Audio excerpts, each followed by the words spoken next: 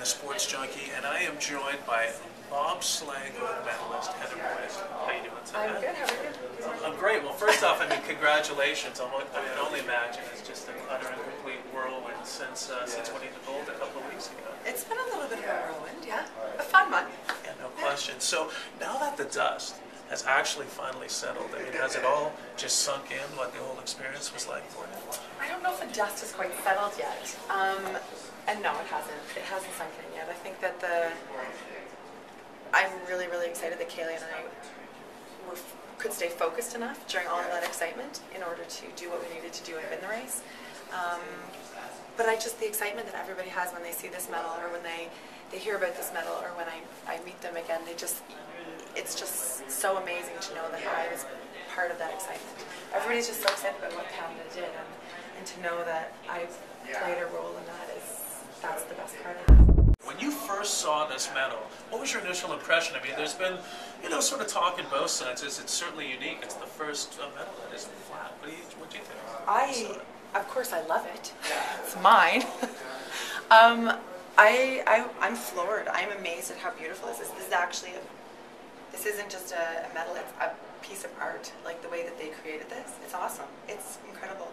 And I actually didn't even look at the medals before I competed, because I didn't want to be swayed by something that may or may not have been something that I may or may not be getting. It's kind of like the equivalent of like a hockey player touching the Stanley Cup before getting the opportunity to actually hoist it, right? It's kind of like I wasn't avoiding it, but I didn't look at the unveiling of the medals. I didn't do any of that stuff. I just, if I get one, then I'll examine it, then I'll love it, or when it's over, then I'll look at somebody else's. But until then, I don't want that to be, in the back of my mind when I'm needing to do a job.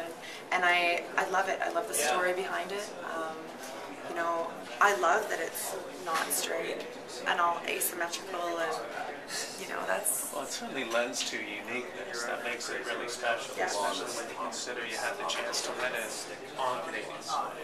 So where do you plan on storing it? I guess that's always the question. Do you have this huge glass display similar to this plan? No, I don't.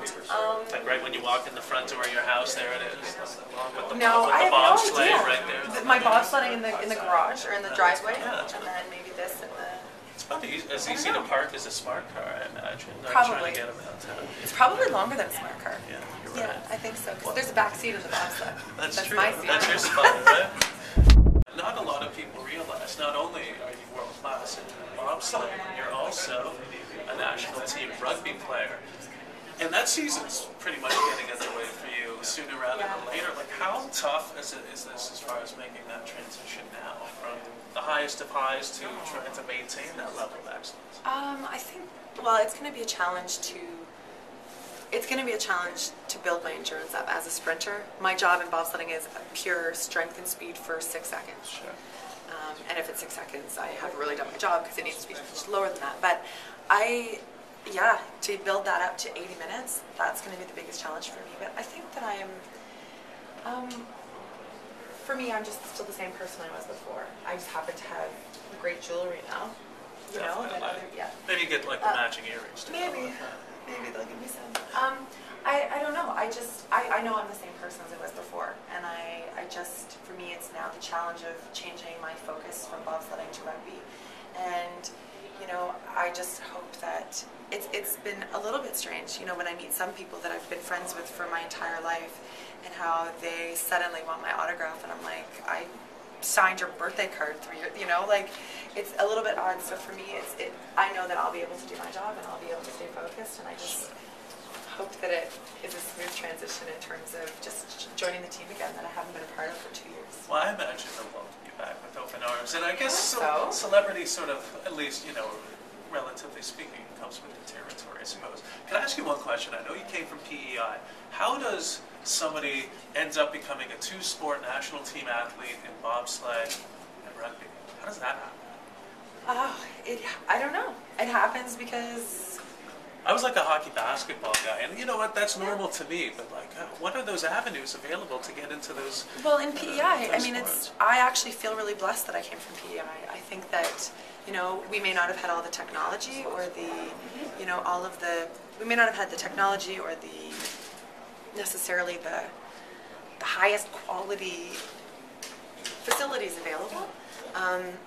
But I think maybe that just raises the challenge, and I think if you are a person who embraces the challenges, maybe that's what made me that much better, because you have to overcome these things. And I think also being from PEI gave me the chance to play a number of sports. I also played soccer and basketball, and soccer I did for a couple of years at university.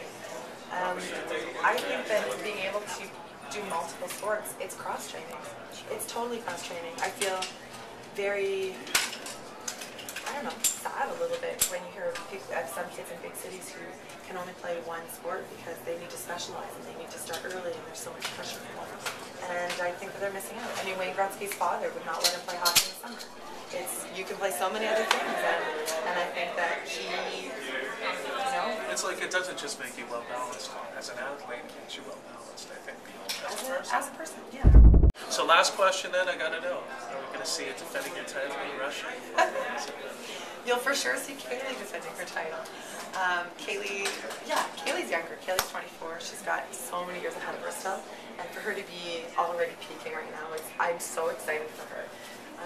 And I don't know. I may or may not. We'll see. Well, hopefully next time we get a chance to catch up with the Bobsleigh Hall of Fame.